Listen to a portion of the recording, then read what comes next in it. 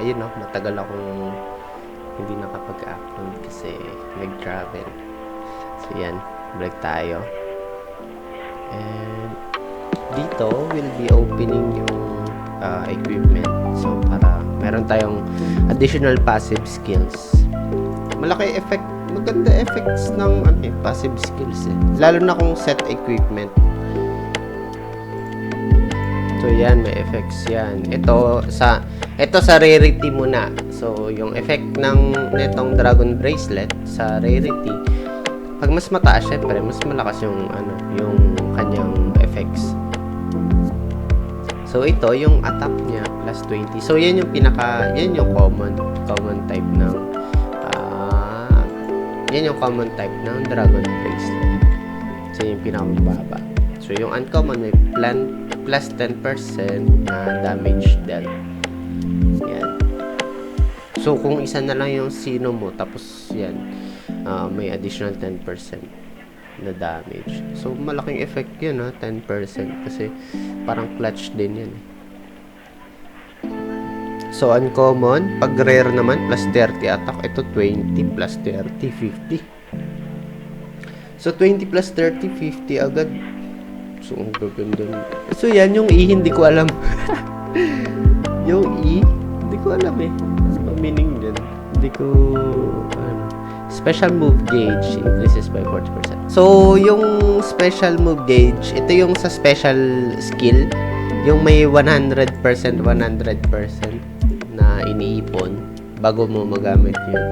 So, yan, mabilis mapuno. Nice. 40%. Grabe.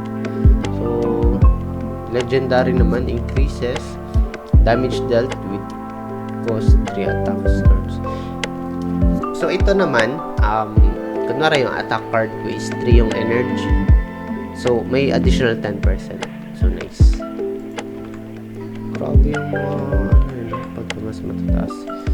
So yan. Ito ipapakita ko naman yung papakita ko ngayon yung hidden effect ng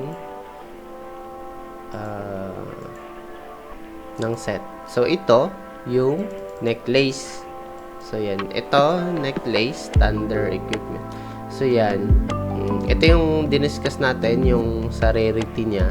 So common, uncommon, rare, tapos ito hindi ko alam meaning, tapos yan legendary. So yan, necklace yan, 'di ba?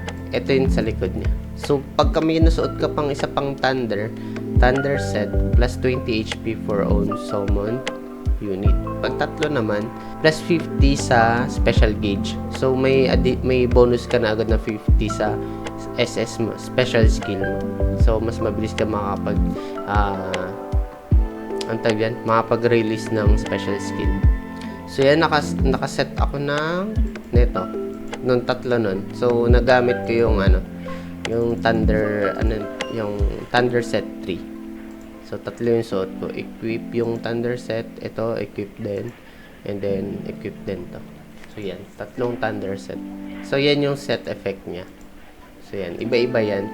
So yun, thunder necklace, may para sa summon.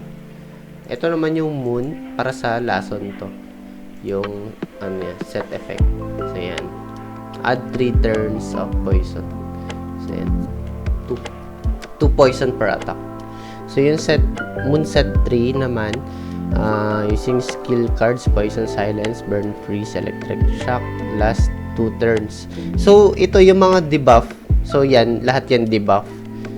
So instead na 1 turn lang yung effect niya, may additional 2 turns. Nice. Grabe, madaya to. May plus 2 turns na effect.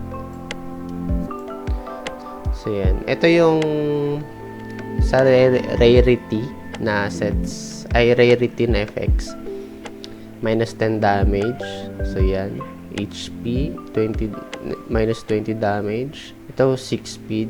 Ito minus 30 damage. Nice. So yeah guys, that's it for the first part of our equipment review about their skills, additional passive skills, set equipment effects, and rarity effects. So yeah, we'll continue in the second part of our video. GG.